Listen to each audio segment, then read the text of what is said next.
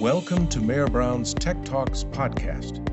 Each podcast is designed to provide insights on legal issues relating to technology and IP transactions and keep you up to date on the latest trends in growth and innovation, digital transformation, IP and data monetization, and operational improvement by drawing on the perspectives of practitioners who have executed technology and IP transactions around the world. You can subscribe to the show on all major podcasting platforms. We hope you enjoy the program. Hello and welcome to Tech Talks. Our topic today is cybersecurity risks in technology transactions. I'm your host, Julian Dibbell. I'm a senior associate in Mayor Brown's technology and IP transactions practice. And I'm joined today by Justin Herring and Adam Hickey. Justin and Adam are both members of Mayor Brown's cybersecurity and data privacy and global investigations and white-collar defense practices. Prior to joining the firm, Adam worked at the U.S. Department of Justice, where he founded and supervised DOJ's national security cyber program for more than a decade. Justin, for his part, led the New York Department of Financial Services new cybersecurity division. Justin and Adam have extensive experience working on sophisticated cybersecurity and data security matters, including incident response and enforcement actions.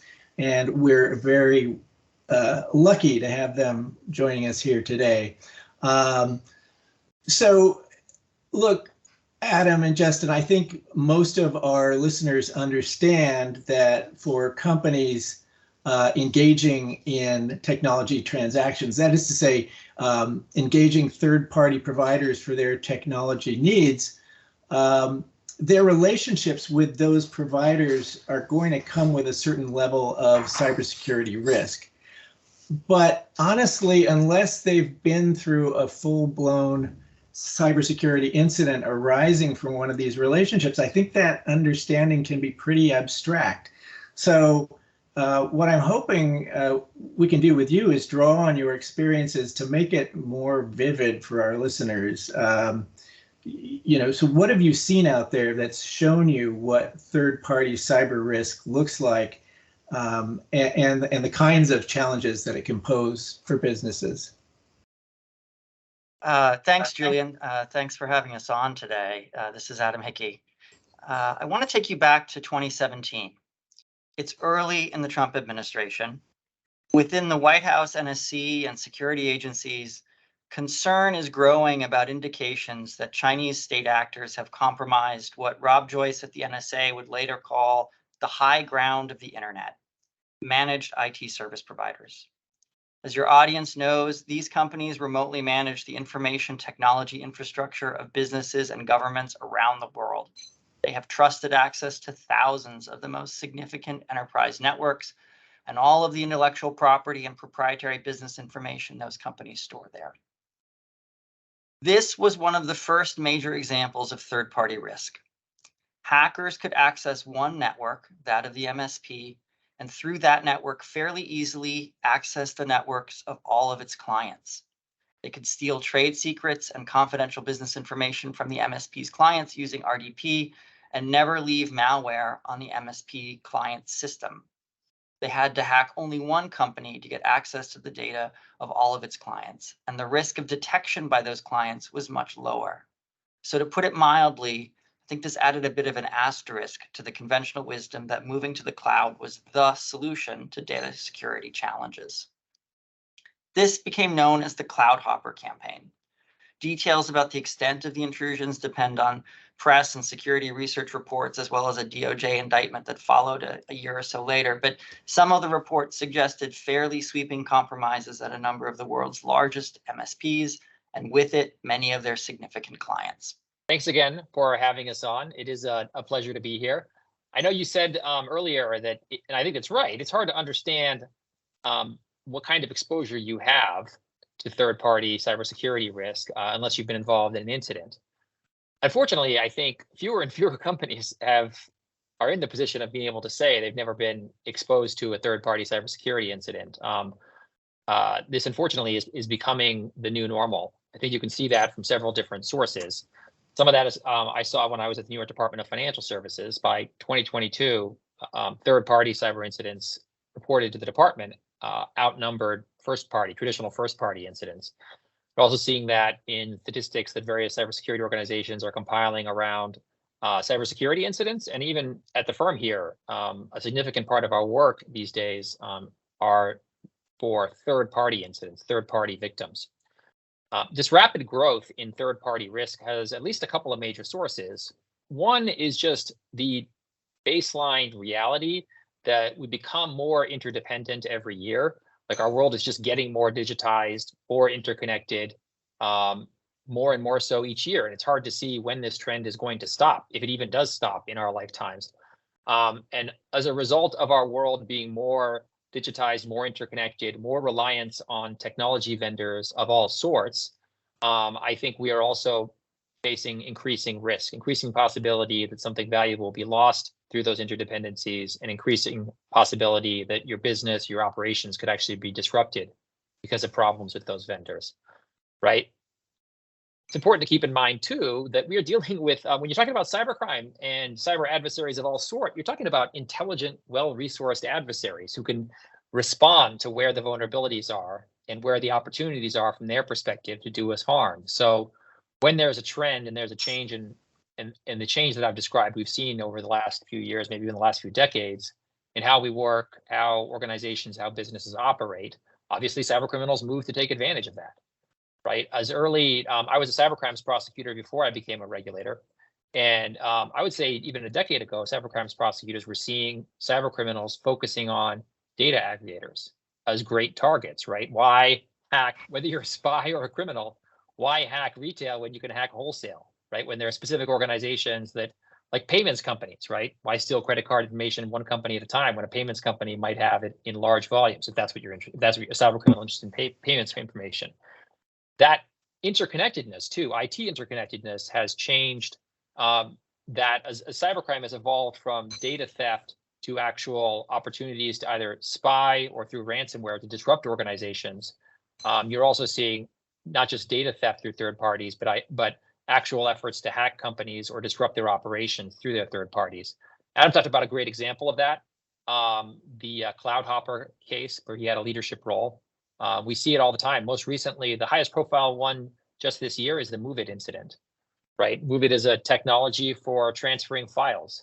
Lots of different technology vendors use it. Lots of companies have discovered that their technology vendors used it. When a Russian cybercrime ransomware organization discovered a previously undisclosed vulnerability in it, they were able to exploit a number of different technology companies that were using the MoveIt application, and in the process steal data from many of those technology companies' customers.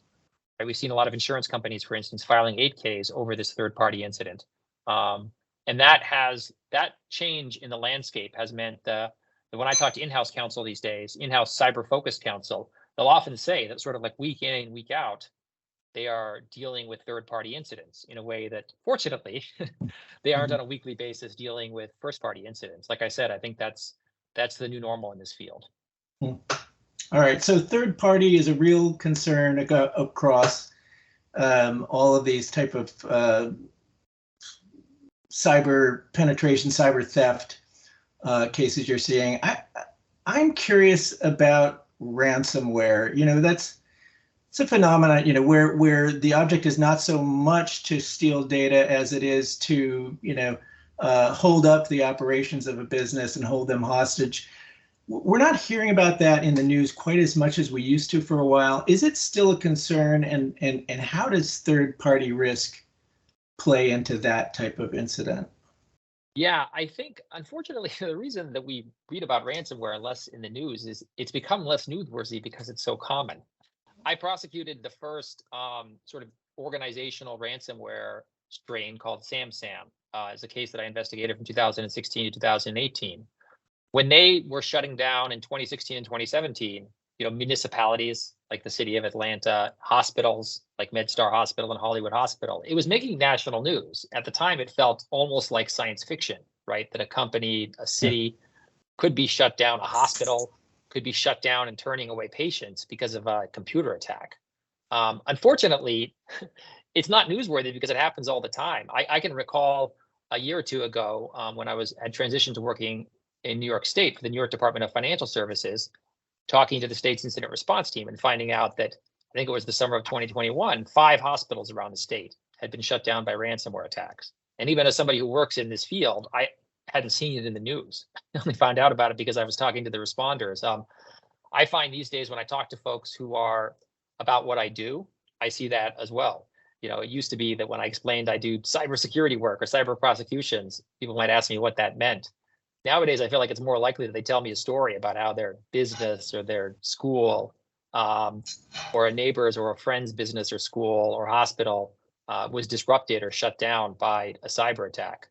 So I very much think that ransomware is the top threat that most organizations face. I think you put your finger on it, Julian, in part because it includes not only the risk of data theft, but the risk that your operations can actually be shut down. And I should note, too, that we're also seeing ransomware actors push through to the third parties of their victims in a way that's also creating third-party risk. We see that in a couple of ways. One way we see that is that ransomware actors are always looking for leverage. And a couple of years ago, in some cases, they started emailing the customers or messaging the customers of their victims and saying, hey, we stole your data from your irresponsible vendor, right? You should, and they're waffling about paying us to make sure that we don't disclose it, right? You should lean on them to try to get the customers to leverage their vendor, pressure their vendors to make the payment. We've also seen another new trend, and this you've seen this in the movement case sometimes, where you're seeing third-party victims being directly extorted, right? Hey, we stole your sensitive customer data from your vendor, and if you don't pay us, we're going to disclose it, right? That's an emerging, still not that common, but we are starting to see it. And then, so I think those are some of the ways in which ransomware is both, I think, the top threat for organizations in terms of attacks on your own network, and quickly emerging as like a very serious threat in terms of third-party risk as well. All right, so that's a pretty vivid set of examples from the Cloud Hopper campaign, the extensive hacking by Chinese actors in the managed service provider space, ransomware, across the space, and with a lot of third-party risks involved there. Now that we have a better sense of risk, of what the risks are, maybe I'd like to talk through what businesses can do to address these risks, right? So could you guys walk us through sort of the life cycle of a technology vendor relationship, starting from the initial diligence that you're going to do as a company, then through the contracting, and then beyond into the relationship, the day-to-day relationship itself, to give us a sense of how to protect against cyber risk in each of these phases. Does that make sense? It does. I like the way you framed the question. It's not just a matter of diligence at the beginning and then you sign the contract and hope you never have to worry about it again. It makes clear that when it comes to third-party risk, you're really never done thinking about this. All right, great. So, well, then let's start at the beginning there with diligence. How should companies approach initial diligence with respect to a technology vendor on the cybersecurity front? So at least at the beginning, I think it's as simple as talking to people you trust, like your outside counsel, other companies in your industry, being familiar with what's been reported or written about the provider you're considering to understand what others have experienced, and asking them direct questions about their security posture, including what their key software dependencies are and how they maintain them, what their process is for updates, how your data is going to be encrypted or otherwise protected, and how the keys to that data are going to be handled, where stored, and the like. Those that may seem sort of basic, but I'd start there. Yeah, I agree with that, right? And I think what I would add to that too is the nature of this process, given that how many vendors many companies have these days, the process really needs to be scaled according to the degree and the nature of risk you face for each vendor, right? I think some of the fundamentals, the ones that Adam mentioned, are pretty universal for any vendor that you think you face more than a modest amount of risk for. But beyond that, you really do have to be careful and thoughtful about the kinds of risk that you're likely to face from different vendors. I have seen, one thing I have seen, the combination of the rise of ransomware and the increase of third-party risk together have meant that dependencies, I've seen really over the last few years that companies really hampered by dependencies that were kind of surprising. And it makes you realize that companies have more dependencies than they really appreciate. I would say the last few years have certainly changed my understanding of how complex a company's dependencies can be. To use a large and significant example, right, the SolarWinds Orion incident that became public in around Christmas time of 2020 involved a Russian intelligence agency. The U.S. government has attributed it to a Russian intelligence agency attack. It infiltrated a piece of an IT tool called SolarWinds Orion and planted a backdoor in it. Right. The details are more complicated, but that's the essence of what happened. That tool was a market leader in its particular area and was used by thousands of organizations, everything from the DoD and the Department of Energy to big tech companies. The majority of Fortune 500 companies use that tool, and it was a tool they used to help manage their networks. That tool, from a cyber attacker's perspective, is a terrific place to plant a backdoor because it sits in critical places inside of the customer's network. Even so, I remember the New York Department of Financial Services, when we looked at financial companies, and there were dozens of large financial corporations in banking and insurance that used this tool, a number of them at that period in time hadn't classified it as a high risk or critical vendor because the traditional framework in this area came around sensitive data. Who are we entrusting our sensitive data to? And the phenomenon of attackers using your technology vendors as a way to attack you wasn't brand new. I mean, the example that Adam used was from 2017. Almost everyone probably who studies this area has heard the story about Target getting hacked through its HVAC vendor. So it wasn't brand new, but it certainly was nothing like it has become, right? Where criminal and nation-state cyber organizations are routinely targeting these technology tools. Another example that I saw, perhaps not as dramatic, but it just illustrates the different ways you can get disrupted, was a ransomware attack that happened a couple of years against a leading document processing company. I saw that cause considerable disruption in the financial services industry. Maybe not as drastic as anybody having to shut their doors, but this document processing company had a lot of services, including helping companies respond to regulatory and judicial productions, right? So many companies had to go around, get court deadlines extended, scramble to find new ways to make sure that they were complying with regulatory and court-imposed requirements. Document processing also provided services for this company also provided services for the document processing of customer applications, customer requests, new customer onboarding. And with that disrupted, many companies had to scramble to try to develop new or manual ways to do that. And in the meantime, were unable to serve their customers.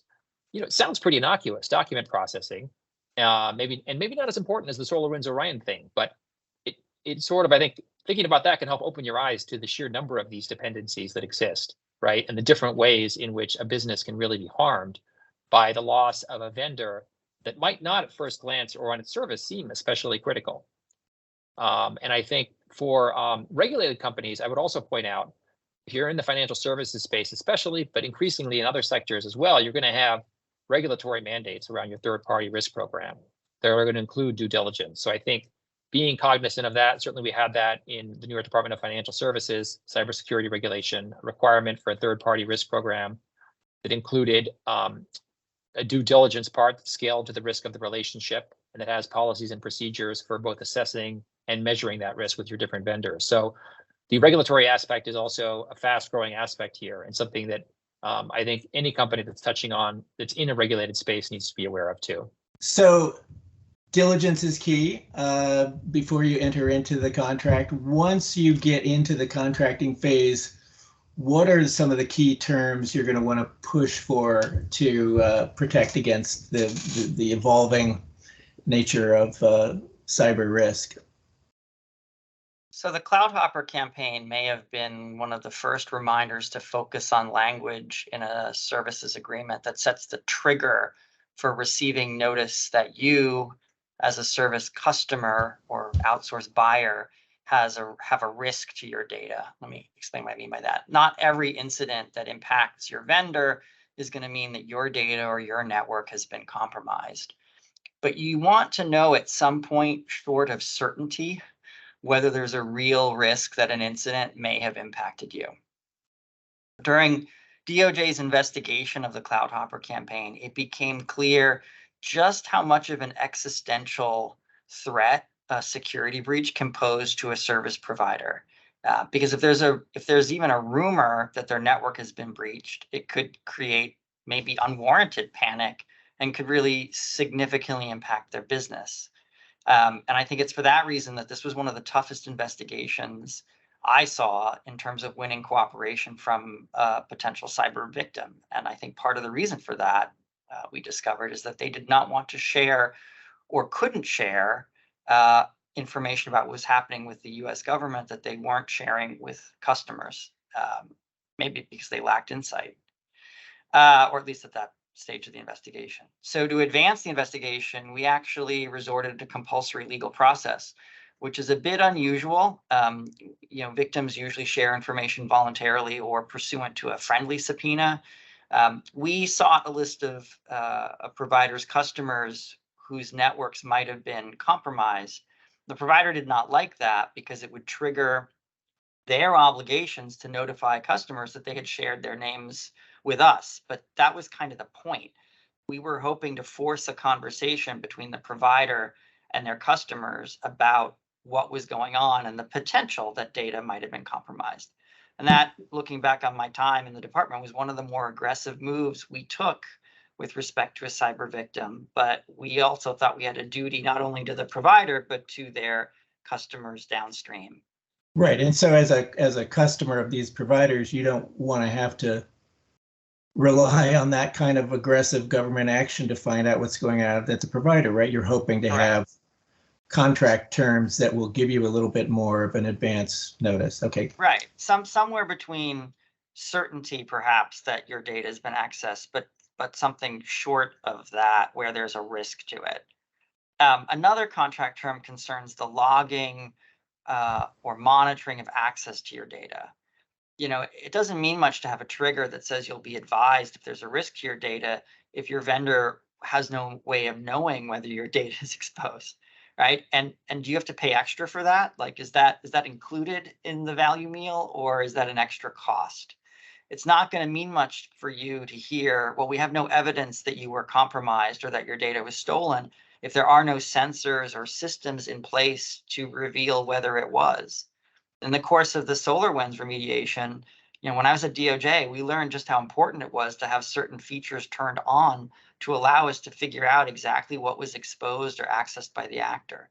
So adequate logging and monitoring obviously doesn't prevent a breach, but it is critical to resilience and recovery. And then obviously when you do get a notification there may be a problem, you'll need to have a plan in place for how to react, how to examine your own systems and see if the vendor's access has enabled malicious activity. And we'll talk about that more, I think, when we get to incident response for one of the final phases. But at that point, if you have been impacted, who pays? Are you indemnified for the costs of lawyers, IR firms, and others just to investigate this issue? How do you quantify other costs if you yourself suffered a breach tied to your vendor, like damage to your brand, credit monitoring for your customers, or the like? Those are great points, right? And let me add a few things about how that can play out in the contracting process. One thing I would start with is that the vendor relationship, especially for a key vendor, right, is often intended to be and often is a long-term relationship, 5+ years, sometimes 10 years or more. And that is something that has to be taken into account really at the due diligence stage, but certainly at the contract stage as well. The due diligence process for cybersecurity for vendors, especially for technology vendors, is usually going to include reviewing vendor reports, audits, and certifications. Some of the ones you see most commonly, especially in the United States, are things like SOC audits, right? If it involves payments, you'll see PCI audits. These are industry standard audits. There are similar ones floating around depending on what industry standard you're using. There's some others that are more common outside the United States. But the point is, typically, before you're taking on a technology vendor, you're going to want to assure that they have met and been audited for some of these like baseline industry standard controls. That's great as a starting point, but you also want to use the contract to ensure those types of baseline controls will be maintained into the future, right? That includes both maintaining the controls that they have now, building in the ability to continue to conduct due diligence down the road after you've entered the relationship. And I really think it's wise also to have some room in the contract or some requirements in the contract that require them to keep meeting industry standards, even as those industry standards evolve and the baseline moves up. The nature of cyber risk is the baseline level of controls that you would consider industry standard, and it's reflected in some of these standards, has gone up. It's certainly gone up in the last 2 to 4 years, and it's going to go up more in the next 2 to 4 years. And so even if an organization is at the industry standard now and doesn't backslide, they can still find themselves falling behind in the years to come if you're going to have a long-term relationship, right? And that's partly the result of the fact that the technology keeps changing, that we're using, the technology that the cyber criminals are using to exploit us, and the fact that whenever a security control comes into place, cyber criminals go to work finding ways to circumvent it. But it goes back to something I said earlier about how we're dealing with an intelligent, well-resourced adversary. So if you're standing in place, you're probably falling behind in this area. And the contract should reflect that and have that ability to both conduct due diligence and expect the vendor to continue to meet future industry standards built into it. Okay, so we've followed your advice, and we got a great contract with the provider, and now the relationship is underway. What do we need to keep thinking about, kind of on a day-to-day level, in terms of what we as a company can do, in managing the relationship with a particular vendor and with our vendors generally, to ward off cyber risks? Well, as in other areas of cybersecurity, I think that governance is key here, right? One of the challenges of cybersecurity from a defender standpoint is you can get it right. Getting it right 99 times out of 100 is often not that different from getting it wrong 100 times in a row, because it's asymmetric, right? When you're thinking about defending your own network, sometimes one open door is all the attacker needs, and the fact that you have your other 1,000 doors are all locked doesn't really help you. Vendor risk has a similar character, right? Getting it buttoned down, doing everything you can to manage risk with only some of your vendors often doesn't help that much, because it might be the other ones where the risk and the cost are actually imposed. And so I think that this is an area where governance is critical. Many companies have hundreds or even thousands of technology vendors if they're big enough and diverse enough in terms of geography and business. So understanding who your vendors are, what risks are posed by each vendor, what the options are to mitigate that risk. If you don't understand that, you don't really have any chance of successfully managing that risk, right? Whether you're doing so from the vantage point of an information security department, procurement office, general counsel's office, or even the boardroom. So I think that what you need as a starting point here, particularly for large, complex organizations, is a rigorous process with documented policies and procedures. You're typically going to need senior level buy-in too, right? Because to make sure the business units who don't work for the GC or the CISO understand that this has to be a priority.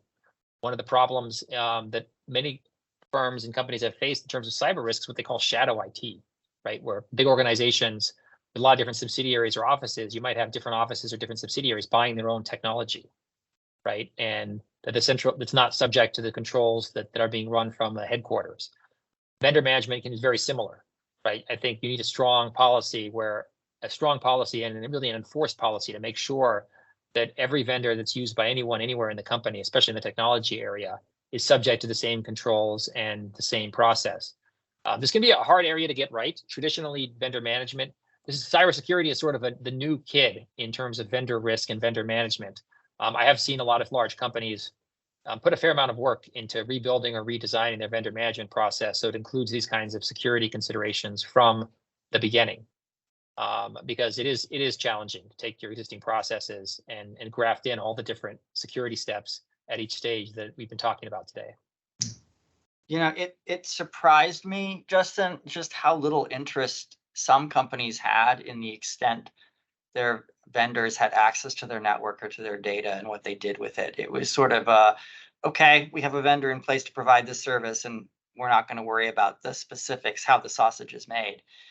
But to contrary, as you point out, companies really need to understand where a vendor is going in their network, what data they're going to have access to, what data they're going to remove from the network, where they're going to store it, how they're going to process it, and what the risks are of that and how to mitigate them. And not just at the beginning of the relationship, but as you point out, these are long-term relationships that are going to evolve over time. So it's really a matter of governance, of ongoing and coordinated oversight and control over that relationship to mitigate risk. One of the investigations I supervised concerned a software engineering firm known as Netcracker Technology Corp, which was headquartered in the US but had significant operations in Russia. And they came to DOJ's attention because DOD had hired them to recode part of their classified network, and some of the work related to that was done in Russia, which raised concerns about surveillance by Russian authorities of that coding work. And that ultimately led to a civil settlement. And in resolving our investigation, or DOJ NSD's investigation, we reached an agreement with the company that we hoped would set a benchmark or best practice for companies that develop, install, or maintain technology in critical infrastructure. And the essence of that agreement is that Netcracker was going to maintain and use infrastructure in the US to provide services to US-based customers. It wouldn't access that US infrastructure from abroad. It wouldn't remotely access a US customer's network without their informed consent. And it would not transfer their data outside the US except pursuant to certain protocols like anonymizing it or receiving their informed consent. The goal of that agreement was to create some kind of public, as I said, baseline, and Netcracker would bring it to its customers and say, here's what we are offering you, a sort of menu of options that require your informed consent. And the hope is that that kind of question about what access you need and what are you going to do with my data is asked by other customers and offered by providers on an ongoing basis. And so maybe that's something you would want to address at the contracting stage too, that you get a requirement to be informed of these kinds of changes in where the data is going to be handled. Does that sound like one way to handle that? 100%. But I think the point that Justin made is that this relationship is likely to be organic and change over time as the company's needs change and as its network changes. And so it's not a fire and forget it solution. Right. All right. So all of this is, trying to ward off the day that you deal with the consequences of a security incident, but these security incidents happen, and you got to respond. How should companies be thinking about and preparing for that? No, I think that's I guess that's what it boils down to. What happens when the hypothetical risk becomes less hypothetical? I do think third-party incidents do bring many of the same problems and challenges and risks that you see with first-party incidents. Now, of course, that's not true with everything, right? There are some real differences when it's your vendor's network that's breached and not your own network. One is that you're unlikely to be conducting a crash investigation, a crash forensic investigation and response and remediation to patch your network or to expel an intruder. That's obviously a big difference. But in other ways, third-party incidents can carry many of the same risks and costs. So one thing I mentioned earlier is reporting requirements. Both regulatory reporting requirements and statutory requirements. Reporting requirements can be triggered by third-party incidents. I think I mentioned how we really saw a surge in those reports at NYDFS pursuant to the reporting requirements that the department had in its cyber reg. We are working with a number of clients now and have been for quite some time here at the firm that are dealing with third-party incidents, and we see that they often have the same concerns with respect to customer issues, right? Making sure their customers stay informed, addressing their customers' concerns, trying to manage those when there's still much that isn't known. Obviously, when you're talking to customers or regulators, they often want to know as much information as possible up front, right? And so everybody is both has customers and is a vendor to somebody. And so companies that have suffered third-party incidents are now in the position of, in some ways, even more challenging of trying to provide accurate information to their customers, their regulators, maybe their board, when they're now one step removed from the accurate information about that, right? They're relying on their vendors to get that. You're also seeing more potential litigation risk for companies that are the victims of third-party incidents. There has been, in the same time we've seen an uptick in third-party incidents, we've seen an uptick in class actions, class act data breach class actions directed against companies that have had third-party incidents. We have seen, especially in the last year or so, increasing numbers of class action plaintiffs bringing suits against companies where they've had their customers' data has been compromised in a third-party incident. Those suits are still fairly novel. There are a lot of good arguments that companies can make when they're targeted by suits like that, but there also isn't a lot of case law on it because it's a pretty new phenomenon. And certainly from the company's perspective, like having this kind of litigation risk is real, and you're stepping into some uncharted territory there. So those are the kinds of risks that we do see companies face all the time in third-party incidents. And I should say, by the way, the kind of third-party incident, like in the CloudHopper case that Adam said, where the attacker starts in the third party, but then does move into your network, that's really effectively a first-party incident, just started with a third party. So in that case, you do have all of those other issues. The caveats that I made earlier were just about third-party incidents where there was no network breach, just a loss of customer data through your vendor. So what are the takeaways there? I think one thing you have heard, I'm sure, if to our listeners, I'd say I'm sure if you've heard anyone talking about cyber and cyber preparedness and cyber risk management, is the importance of incident response planning and exercises like tabletops. That's all true. And I think in the world that we find ourselves in now, your incident response planning has to include planning around third-party incidents, both those that involve a compromise of your own network and those that don't. I think, what we say about the value of tabletops and doing exercises and practicing is hopefully you can learn critical lessons there, not from a live incident, and then incorporate those into your defenses. The same is true on the third-party front, right? Understanding, okay, these are the tabletops and exercises can hopefully help you to understand what some of the risks and challenges might be, and take those lessons and then incorporate them into all the things that we talked about earlier, right? And when we look at how companies are trying to manage this in their due diligence and their contracts and all the things that we talked about, I think a lot of that is taking lessons from live incidents and hopefully in some cases taking lessons from exercises and trying to mitigate those up front. So I'd emphasize the importance of that planning and that exercising process too. Yeah, I would I'd just be proactive. If you see reports of an incident impacting one of your vendors or potentially one of their vendors, suppliers, don't necessarily wait for them to call. Read what you can. Try to discern from what's public if there's a potential angle that affects you. Maybe talk to outside counsel or your IR firm on whether it makes sense for you to contact your supplier. At a minimum, if you make a call like that, it'll put them on notice that you're concerned and encourage them to get back to you when they know more. And that could be beneficial down the road if there's a question about their responsibility or liability. Well, thank you, Adam and Justin, for those insights. Very interesting, I think very interesting to a lot of our listeners. We really appreciate you joining us on the podcast today. Listeners, if you have any questions about today's episode or an idea for an episode you'd like to hear about anything related to technology and IP transactions in the law, please email us at techtransactions@mayorbrown.com. Thanks for listening. We hope you enjoyed this program. You can subscribe on all major podcasting platforms. To learn about other Mayor Brown audio programming, visit mayorbrown.com/podcasts. Thanks for listening.